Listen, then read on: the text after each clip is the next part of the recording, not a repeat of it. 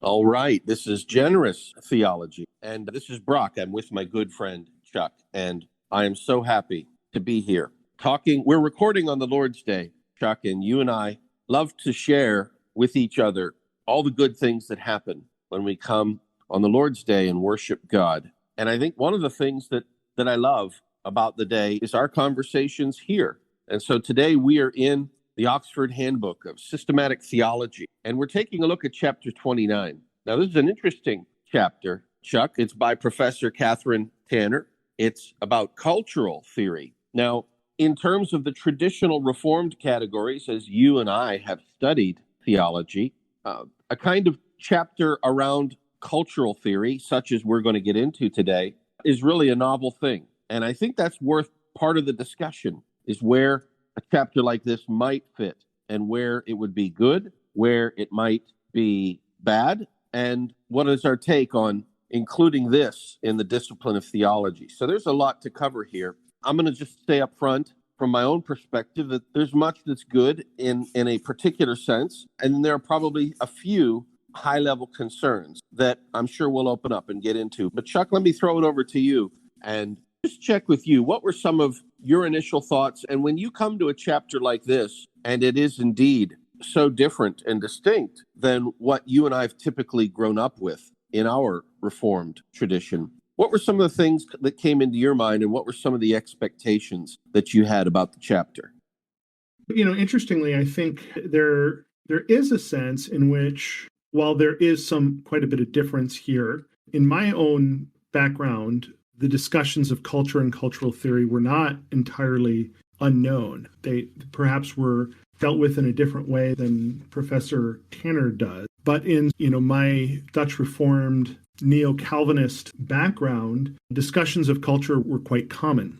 In fact, the radio station that I worked for a number of years on the campus of Dort, what was then Dort College, is today Dort University. And the radio station no longer exists, by the way, or at least it's not the college. They actually had as a tagline, when in radio, you always, at the top of the hour, you have to identify the radio station, and you'll do a call sign and a location. So what's required by law, by the FCC, would have just been KDCR 88.5 FM stereo, Sioux Center. That would have been sufficient. But we always had a couple of different taglines. One that we did, I can't remember which was the odd hours and which were the even hours. One was just simply broadcasting from the campus of Dort College. This is KDCR 88.5 FM, Sioux Center. The other one, though, which I think is relevant to this, was the tagline was proclaiming a God-centered culture. This is KDCR, Sioux Center, 88.5 FM, Sioux Center. And, so there was this idea of a God-centered culture, of a Christian culture,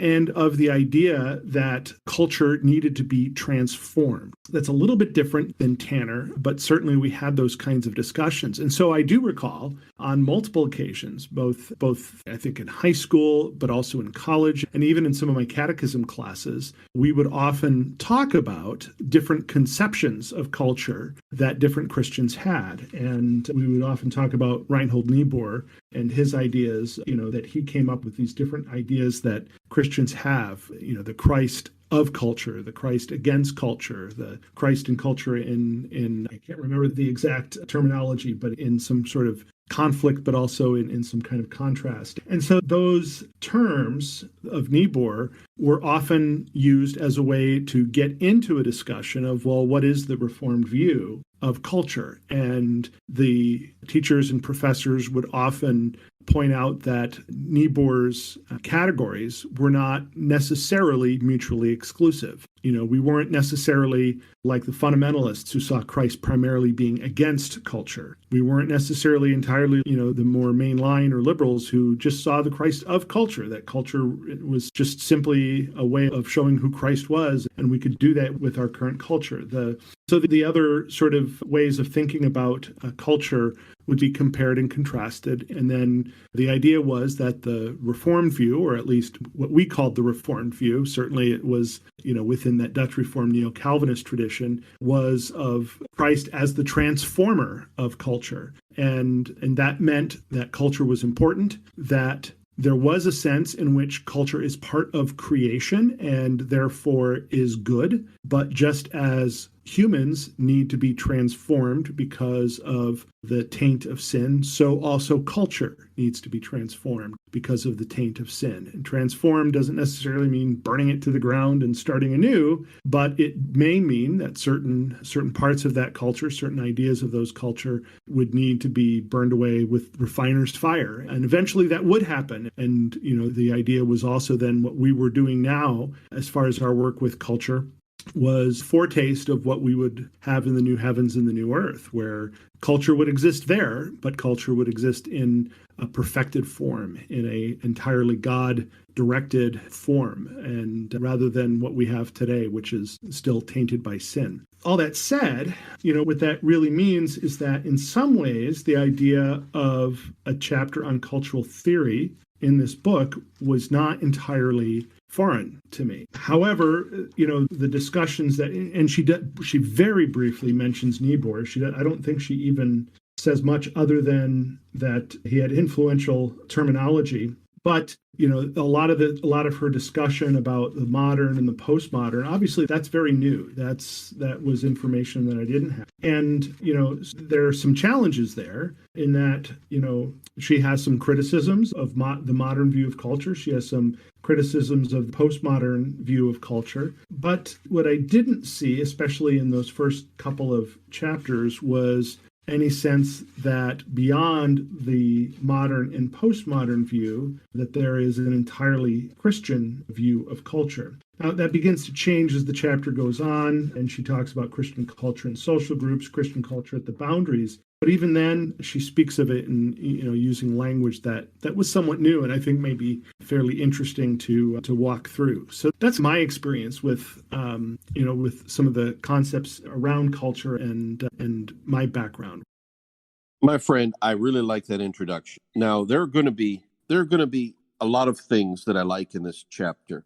And I would say that in terms of engaging with the modern liberal humanities, the Geisteswissenschaften, the secularized Enlightenment forms of social science and humanity, however we want to refer to this, I was very comfortable accepting these quote unquote new perspectives and new ways to look at things for most of my life. And so in that sense, I can read Tanner profitably, I think. But I think ultimately a concern that I have here is, and I'll just share an example. You and I were reading about the philosophy of Immanuel Kant and the Kantian revolution in the 19th century. And one of the things that Kant published was a quote that more or less went, before me, no one had done metaphysics. And that was a really interesting quote to have. Now, if what he meant by that was that no one had done metaphysics in quite the way he had,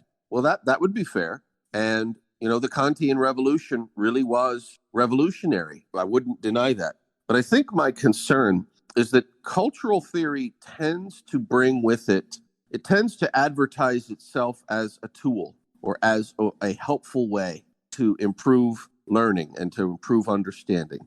And if it just stays there, I think there would be nothing objectionable. But one of the concerns I have and would have with its being in a handbook of systematic theology like this would be the other potential aspect that I feel I encounter when I'm interacting with liberal humanities scholars. And I think it's this idea of replacement. It's this idea of not only is cultural theory a helpful tool, but in some sense, you're not doing theology right without including this in your disciplinary studies. And so Tanner even leaves this door open from the very first sentence when she says this: the study of culture suggests a great deal about the nature of theological enterprise and about how to address a number of the basic issues that arise when deciding upon, now here's the phrase, an appropriate way to do theology. Now, the first part of that sentence, Chuck, the study of culture suggests a great deal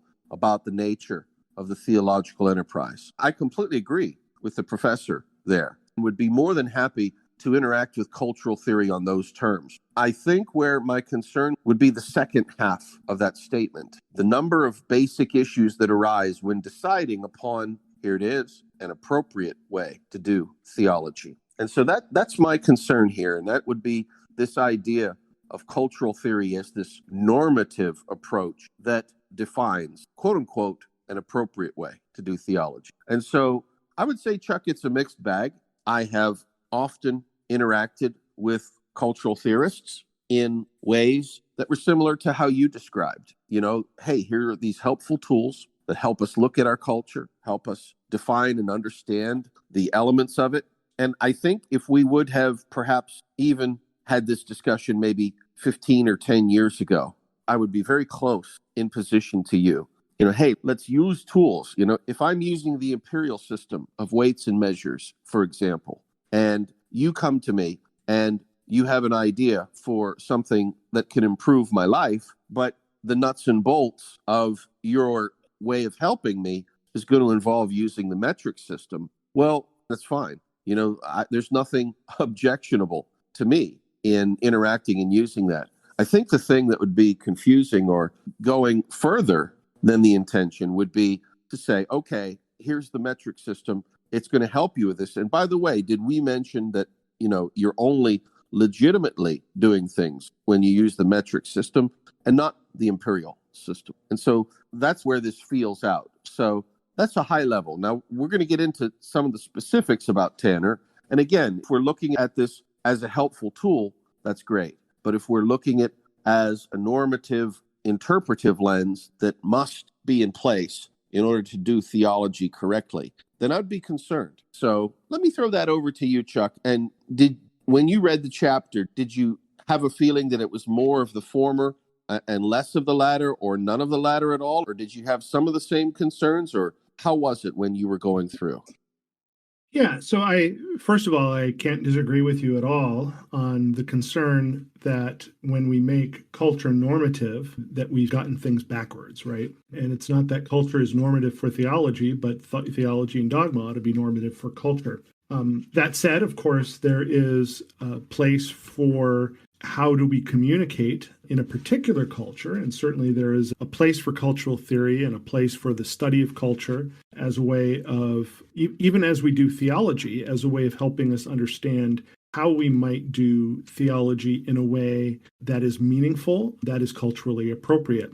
We don't often think about that in terms of our own sort of majority Western culture. I think we do think of it more often in the context of, say, missions, where people may be going to, cultures in the global South, cultures that have not been impacted by European Western majority culture. And so then we talk about, so what are some culturally appropriate ways to bring the gospel? And I think I've talked about how years ago when I was a kid, I still remember seeing a movie about missionaries in Papua New Guinea who were doing Bible translating among the Sepik Iwam people. And one of the appropriately appropriate ways that they dealt with Bible translation was, instead of using the heart as the center of the being in their Bible translations into the Sepik Iwam language, they used the stomach, because in Sepik Iwam culture, it is the stomach that is the center of one's being, in the same way that it is the heart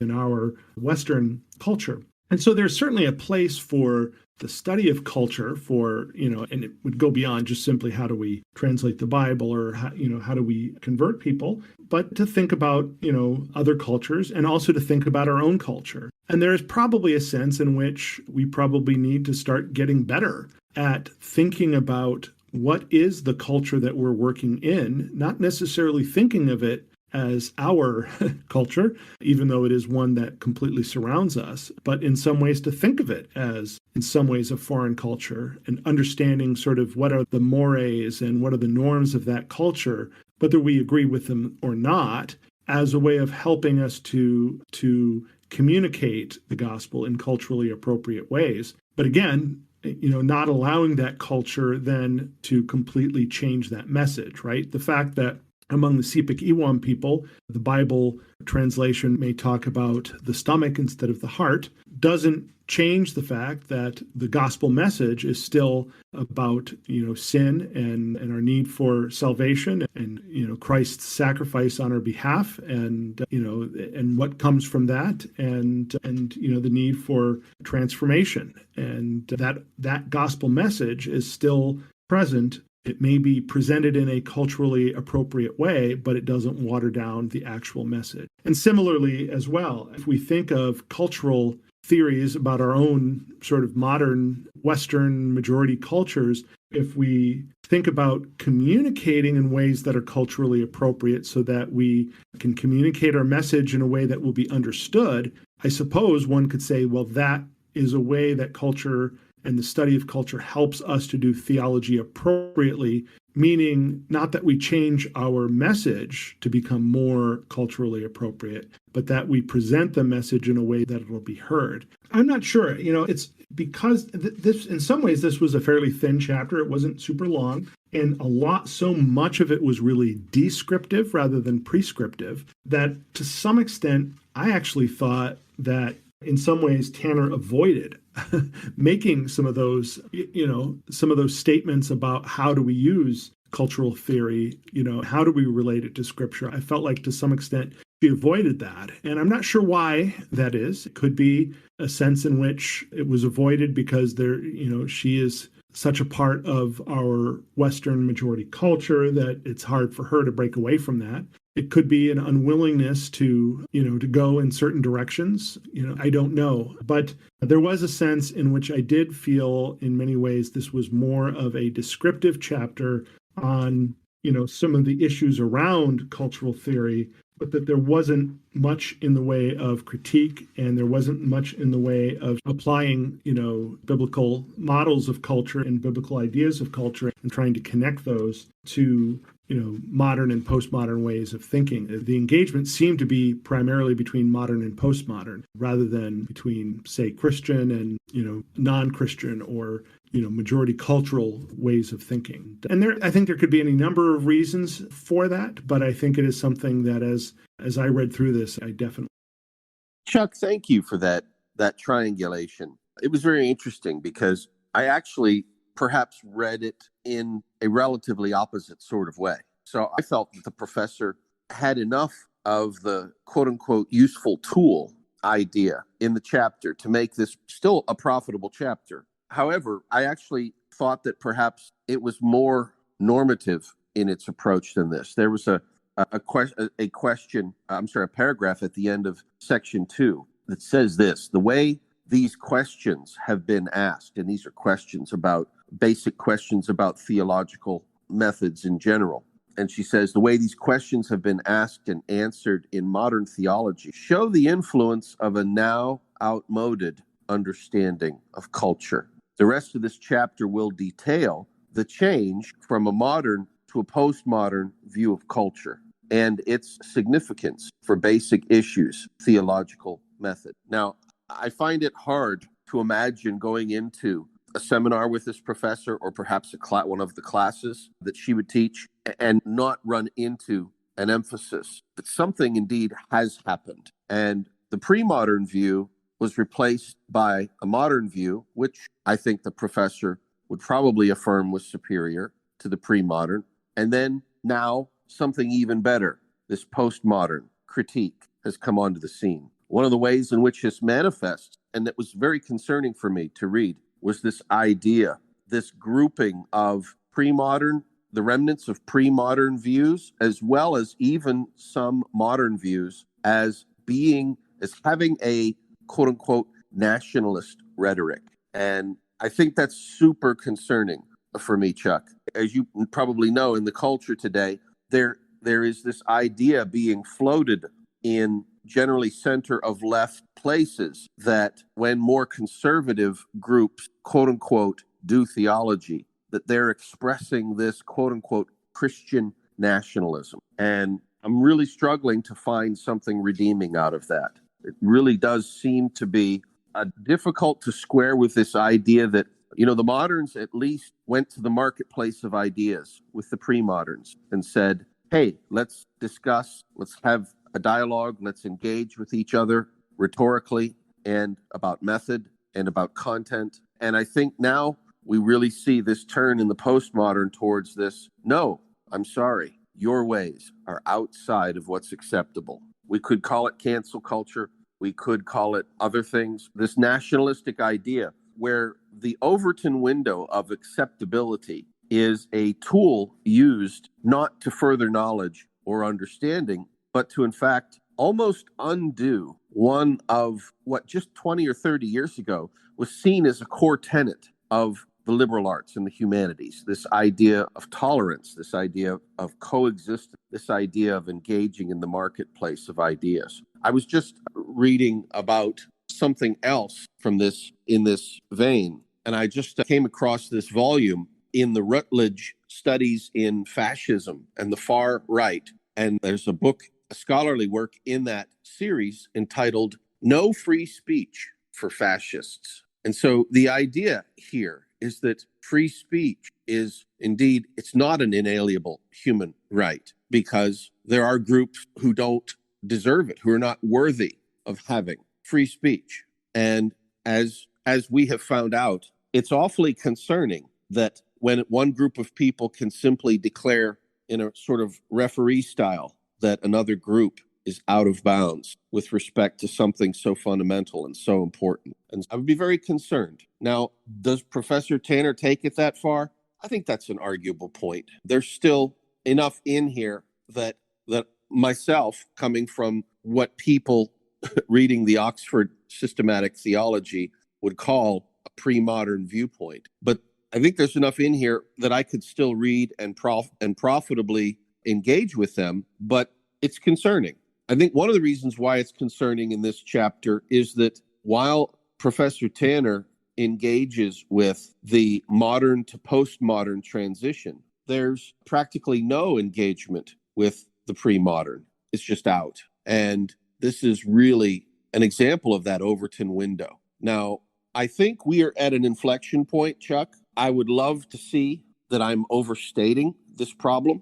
I would love to see that, in fact, the modern idea that there is a marketplace of ideas and that we can all come together and speak and let the scholarship rise, let the cream come to the top, as it were. I think that would be acceptable to me, because I believe even holding a pre-modern perspective, I'm still happy to engage in the marketplace of ideas. But it's not clear to me that Professor Tanner will ultimately go with that. And I think it's an arguable point, but let me throw it over at you, Chuck. Did you get any of those vibes, or is this perhaps reading more into it than you did, or how do you see the lay of the land here?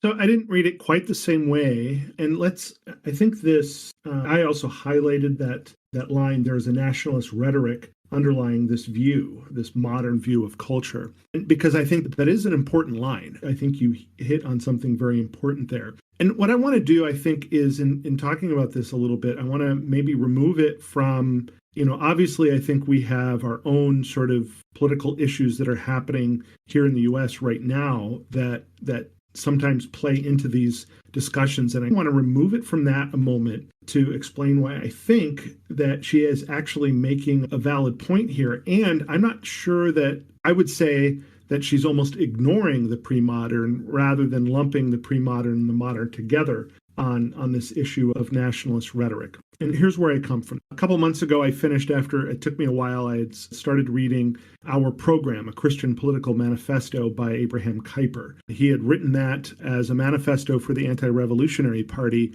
in the mid to late 19th century, before the Anti-Revolutionary Party came to power and before Kuyper himself became Prime Minister of the Netherlands. And in that book, which is really interesting, and I think would be highly valuable for Christians who are engaged in political work to read through. It is pretty clear that there are certain views that Kuyper has about political culture that I think not only would they not be particularly acceptable in the modern United States, but I don't think they would be politically acceptable to even most Christians in the West today. So as an example, he treats culture as very much a national thing, and so he spends a lot of time talking about the uniqueness of the Kingdom of the Netherlands as opposed to other nations, right? And so very much treats the Dutch culture of that time as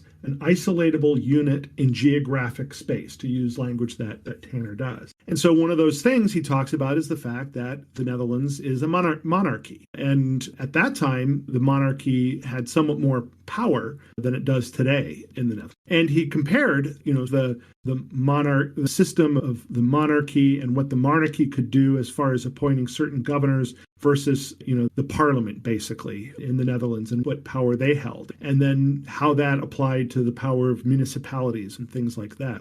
Certainly very different than our concept of political power in the United States. Certainly in the United States, we are not monarchical. We would consider anybody who holds to the idea that a monarch would be a good idea as more than a little crazy. And in fact, in the little third party that I was involved with for a time, the unwillingness of some to actually deal with the fact that there were a small number of monarchists who apparently, were trying to have a larger voice in the party, which would have totally destroyed any credibility the party would have. That argument was one of the things that led me to eventually leave the party. Their unwillingness to say, "Nah, monarchism, we're not going to accept that." And so then, as you read through our program, there is very much this idea of culture being being discussed as an isolatable unit in geographic space. So then when he talks about the Dutch had colonies, they had Dutch East Indies, which is Indonesia,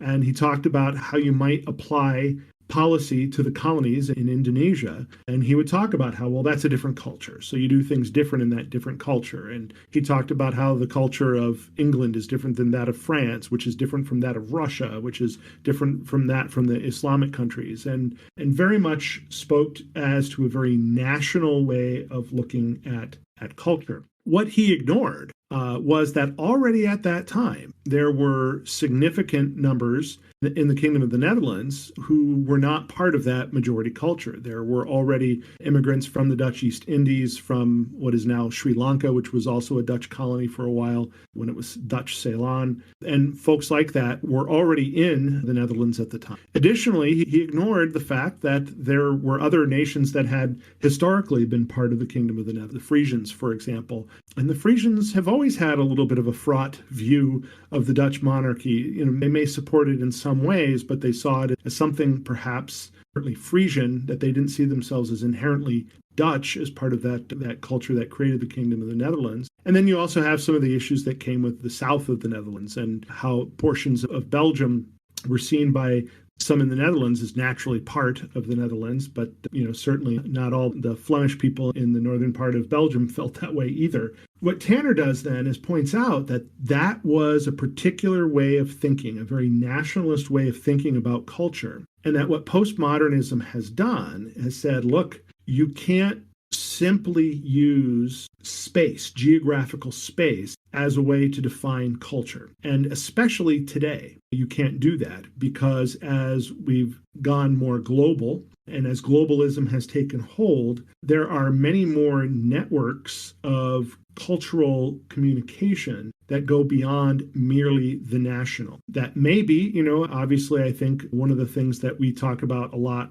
in the modern U.S. right now is there a difference between red states and blue states? We even had a member of Congress who suggested that we should, divide up the country again into red states and blue states, ignoring the fact that's totally unconstitutional and ignores the fact that really most states are not perfectly red and perfectly blue. You can't, there's going to be ties between different parts of the country. Maybe it's urban and rural, and urban people in one part of the country or even in other countries may have more in common with each other than they do with rural people nearby. We talk a lot, and whether it's all positive or not, I would say not always, but we talk a lot about issues of various types of identity, whether it is race or gender or various other types of identity. But the fact is that culture is made up of those things as well, and they play in a way that really transcends merely borders. And certainly the growth of the internet has really added to that. And so then the question becomes then when you think about culture,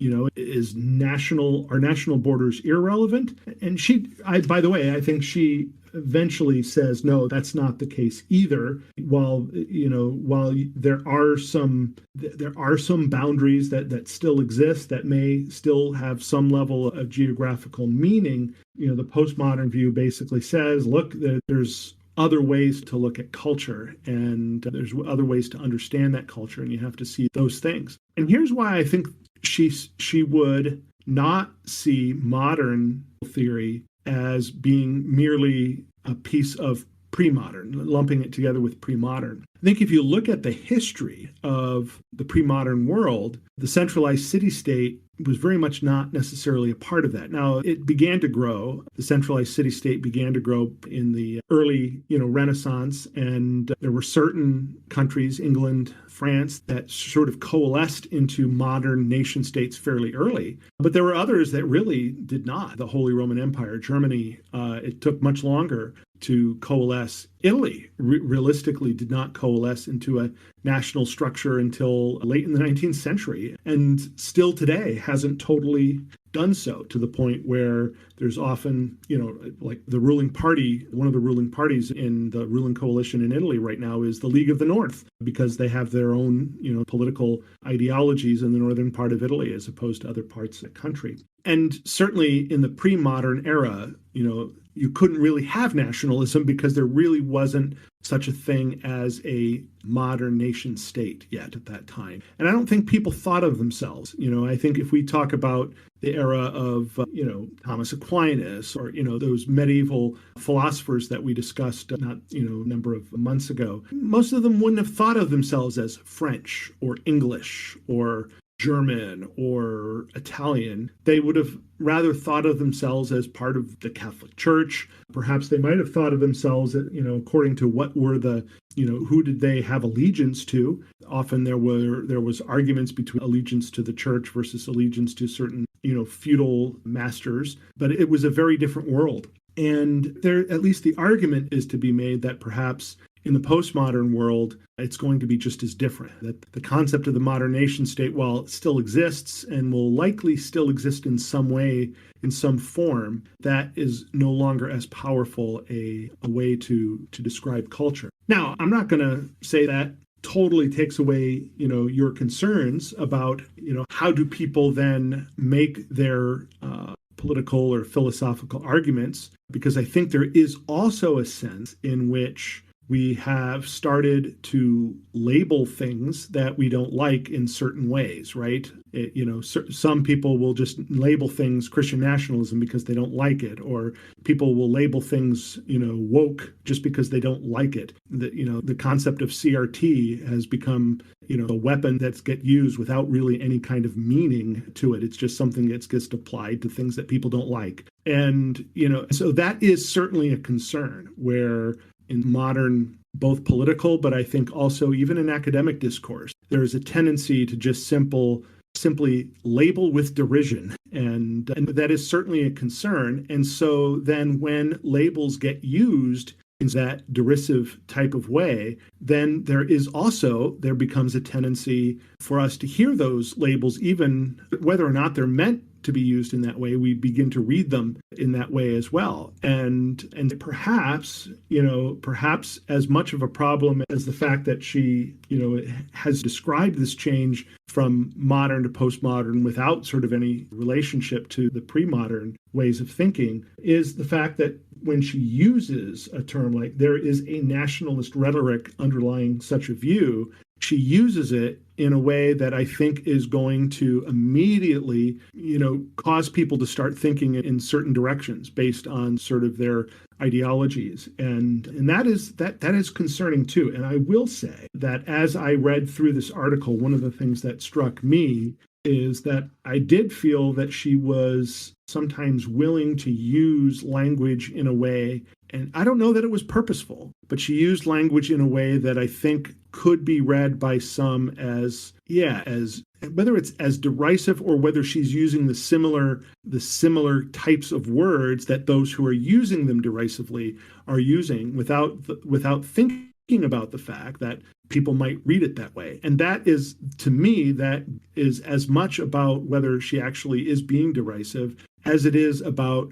that she's so much a part of the culture that she's describing that she may not be able to as fairly criticize it because she's wrapped up in it. And that was, I will say, that was a little bit, I did get that sort of sense as I read through. How about you? What do you think? Am I being too nice about this, or what do you think? First of all, there are insights here that I appreciate. And even if my assessment is correct and Professor Tanner is going to develop a normative idea of Christianity that would exclude my own pre-modern understanding, just in terms of just declaring it out of bounds, out of Overton window, as we've talked about, I would still read what Professor Tanner has to say, because I believe I'm a pre-modern, Chuck, who has bought into the modern idea that it's important to participate in the marketplace of ideas. So I feel like I'm a pre-modern who buys into that idea without being committed to modernism in its secularizing contents and methods. Now, so I would still read this. However, it's not clear to me that this, that if you and I, for example, we've talked about writing a systematic theology, I'm not sure I would come to you with an outline and say, we've got to have a chapter here on cultural theory. Our systematic theology wouldn't be complete without it. I don't think I would do that. And there were some phrases in Tanner that were definitely concerning. I'll share one of them with you. On page 537, Tanner says, Christian culture is a spontaneous self-creation, establishing its own web of meaning, to be understood in its own terms without the need for reference to anything outside itself. Now, 15, 20 years ago, I think I would have read the phrase fairly generously. And I think I would have said to myself, okay, Professor Tanner is probably saying something like, Christians get to decide what Christianity is, as opposed to, for example, non-Christians deciding what Christianity is. And so if that's what Professor Tanner meant here, then I would be okay with that.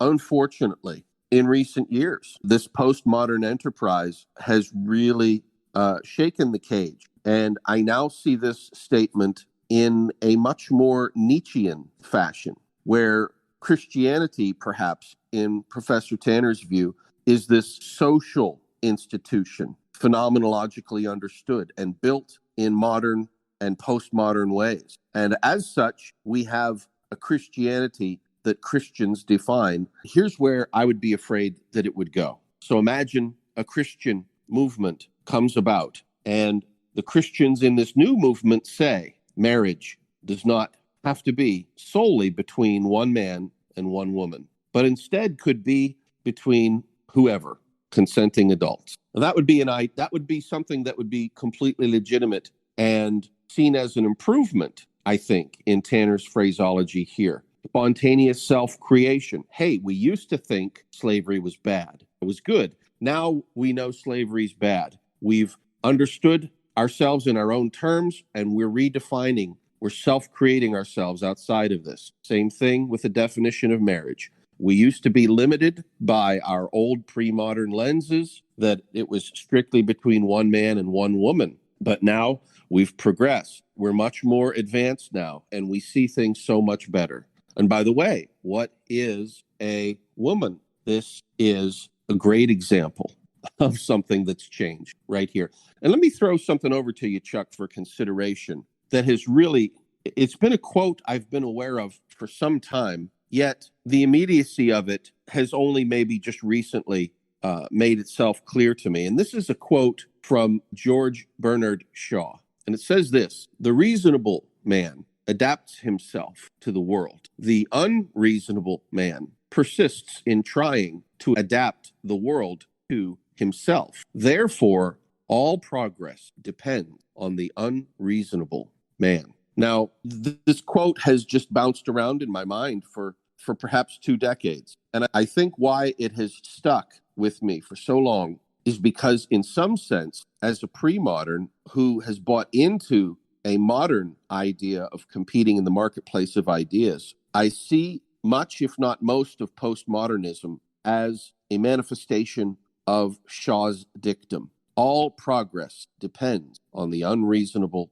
man. And if I'm trying to be reasonable and engage with somebody who has determined that their position is only advanced by taking an unreasonable step, then that relationship seems to lack good faith, seems to lack authenticity. And I think that's going to be my criticism of most of the postmodern enterprise. There are a few things that impress me, that seem to have value in modernism and even in postmodernism. There are some insights to be had. There's some reading to be done. But on the whole, in the balance, postmodernism seems to be a descent into unreasonableness. And because of that, it's very concerning. So that's my thought there, Chuck.